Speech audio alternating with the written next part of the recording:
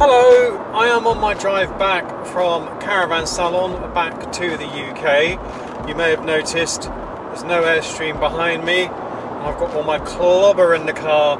That's because I've left my Airstream with the lovely people at Airstream Germany for the very long awaited refurb. So that was all part of the plan of coming to Germany, going to Caravan Salon, dropping the Airstream with Airstream Germany, and I'm heading back to the UK. So we're currently driving between Brussels and Oostende, and I'm having to drive through Belgium non-stop till we get to Eurotunnel, and that means I won't have to quarantine when I get back to the UK. So this video, I thought I'd do just a little bit to camera about how was the first major trade show in Europe in the new normal since lockdown, because I think a lot of people are really interested to know, come on, really, how was it? So I'll turn the camera around, because even though it's not a very interesting motorway, the E40 between Brussels and Ostende, it's certainly a lot prettier than looking at my mug chatting away. So what I thought we'd talk about is we'll talk about how the show was, how it was on P1.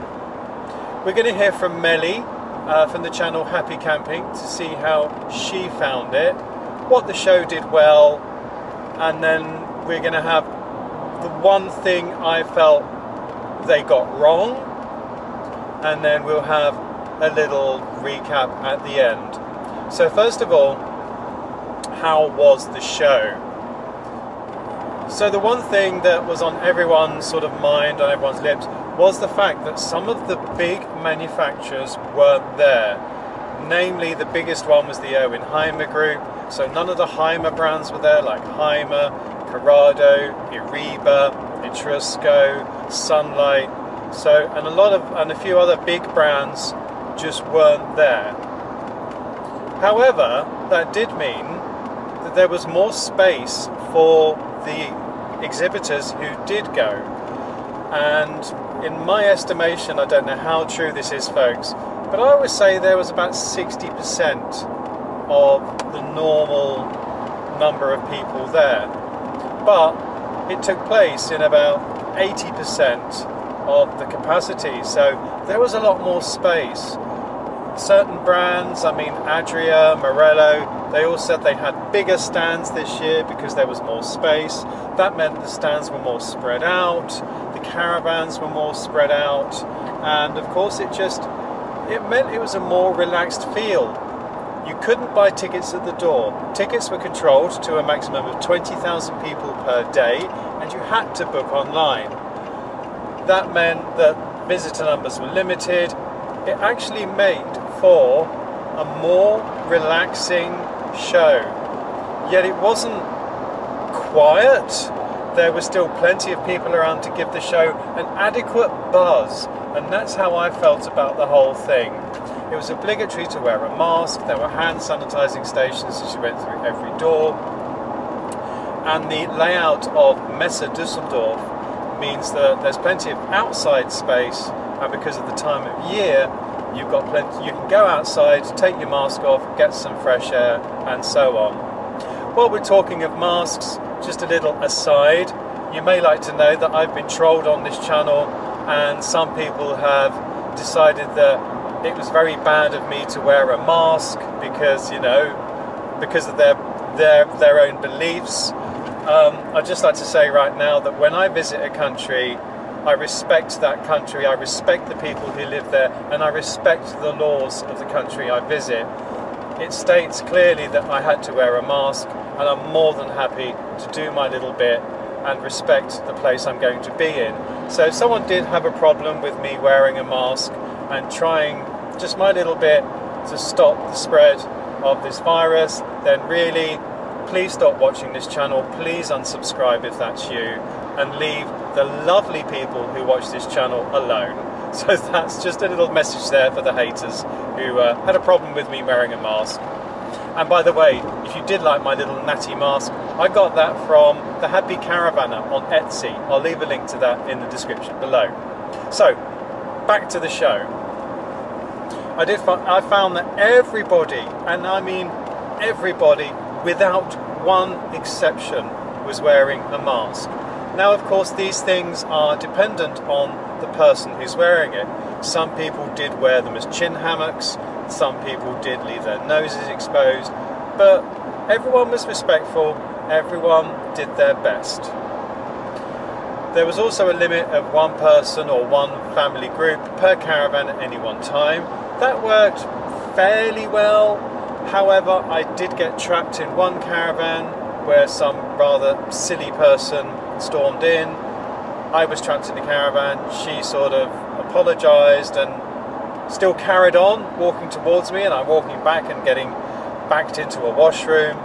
So of course these things are only as good as people abiding by them, but generally speaking, I never felt at any time did I feel that my safety or the safety of people around me was being compromised.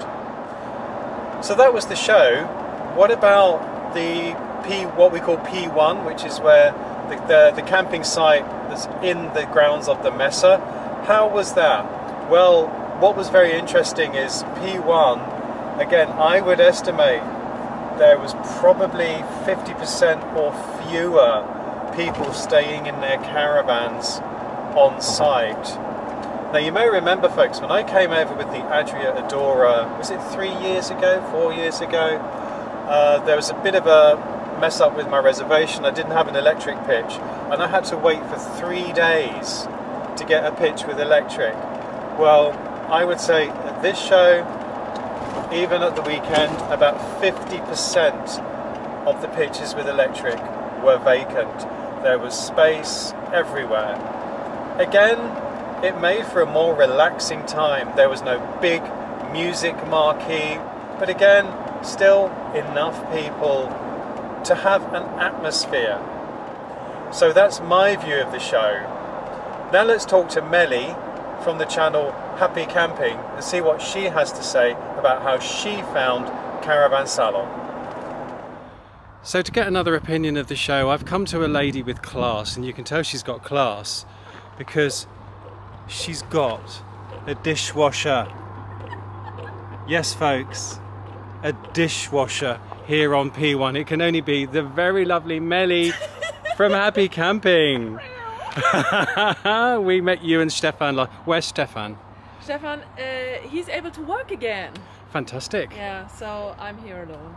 Oh. But that's alright, because I have some nice company here. You've got your friends here. Yes. And Meli, how did you find this special show this year? How was it for you? I think it was very good. It was very well organized, and all the people were very respectful with each other, keeping the distance. And yeah, I really liked it. And if you want to buy a new caravan, it's less stressful for the caravan, because there's only one person allowed at a time. Yeah. So I think it was a very good show for me. Excellent. I have to leave tomorrow, so I'm a little sad. A little sad. Yeah. Well, thank you, Meli. Don't forget to check out Happy Camping channel. We're going to leave a link in the description below. It is a very happy channel, isn't it? I hope it is. Happy It's lovely. And pink. and we had a look round Meli's beautiful caravan last year, and I will leave link to that video in the description below. Thank you, Meli. Thank you. Gute Reise. Bye bye. Tschüss. By the way, folks, did you like Meli's dishwasher? Wasn't that the coolest thing? Apparently the way it works is you put 5 litres of water in the top, put the waste pipe into a bucket, set it off, and off you go. Apparently you can buy those in most German supermarkets, so yes, I love that little dishwasher of Meli's. But yes, that was how Meli found the show. Right, I'm going to interrupt it there for 2 reasons. Number one, I've got the show figures, the official attendance figures now, and also I want to talk about what I felt the show didn't do so well. So we've jumped ahead a couple of weeks. First of all, the official attendance figures, and they are 107,000 people. The show took place over 10 days, and there was a limit of 20,000 people per day. So as you can tell, there was a limit of 200,000 people, but the attendance was 107,000. To compare that to 2019, Last year, the attendance with a full show and no social distancing, whatever, was 268,000, so well under 50%.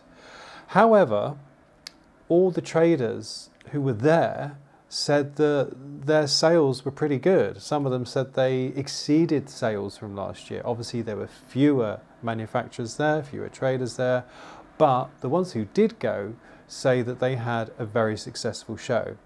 Just to put also that 107,000 people into context, it doesn't sound a lot compared to the 268,000 of the year before, but when you look at the October shows we have at the NEC in the UK, October 2018 had 96,000 attendees, and February 2019 had 91,000 attendees, so fewer than there were over in Düsseldorf. So that was all pretty good.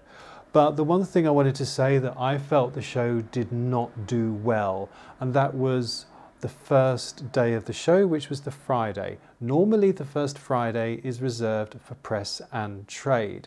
It means that people like myself, magazine photographers, magazine reporters and tradespeople can go around the show, get as much content as we possibly can. The manufacturers do their launches on that day, on their stands. You can see the products, you can film the launch, you can film the product, and it's generally the day that we charge around like crazy people, filming as many caravans as we possibly can for you. Motorhomes, obviously vans and other interesting things. That didn't happen this year. What they decided to do this year was to scrap the press and trade day, open it up to everybody, and what happened was it wasn't terribly well attended, but there were enough people attending to make it impossible for people like myself, Camper Toby, to film the motorhomes and film inside the caravans, because of course only one person inside any vehicle at any one time. And that made no sense, because this year, more than ever, with so many people staying at home, the video content that people like myself, Camper Toby, WAS Camper and all the other vloggers who were there, that video content was more important this year than ever. Also, the launches that took place were done by PowerPoint presentation in a room. It was live streamed to people at home, but what was the point of people like myself going? We couldn't touch and feel the products that were being launched and film them for you. So to me, that was the one thing that the management got wrong, was by scrapping the press and trade day, not allowing people to get the video content out there for you in a year that the video content for people at home was more important than ever. Anyway, let's go back to Belgium and wrap up. In my opinion, was it worth going? I would say yes. I'm glad I had to go to Germany anyway to take the Airstream. I think if it was just one or the other, maybe I wouldn't have made this trip, especially as obviously we've got to wait and see what happens with the virus. There were still worries about, would I have to quarantine? Would Germany go on the naughty step? But the good news is Germany did not go on the naughty step, and as long as I keep going through Belgium and France to Eurotunnel, I won't have to quarantine. But of course that worry meant I didn't bring Dougal, my dog, with me or anything like that. But was it worth going? Yes, it was. I'm glad I went. It was nice to see Camper Toby, WAS Camper, Sasha, Camper Thomas and Meli from Happy Camping again. Far fewer international visitors there than normal. This was unique to Germany. It doesn't make it right or wrong to do trade shows elsewhere in the world. Obviously, Germany is its own country. They have their own laws, their own rules, and they have their own ways of controlling the virus. But I'm glad I went, and I hope you found at least that little report on the show useful. I'm staying in a hotel now when I get back to the UK, because quarantine or no quarantine, I'm closing my social bubble now for 14 days, because I just don't want to put my friends and family at risk, having been to a show with tens of thousands of other people, masks or no masks, for the past 5, 6, 7 days. So tonight I'm in a hotel. In fact, I'm in a hotel for the next few nights, but tomorrow I pick up my little doggy and then we head back up to Scotland, but we're stopping en route in England because we're going to visit a premium van converter. So I'm very excited to show you how a van conversion is made, show you around 1 or 2 of their models. So really looking forward to bringing you that. I hope you found this little update interesting. If you did, folks, you know what to do. Please give us a thumbs up, subscribe if you don't already. It just leaves me to say, from Dougal, who's waiting at home for me, and me, thanks for tuning in.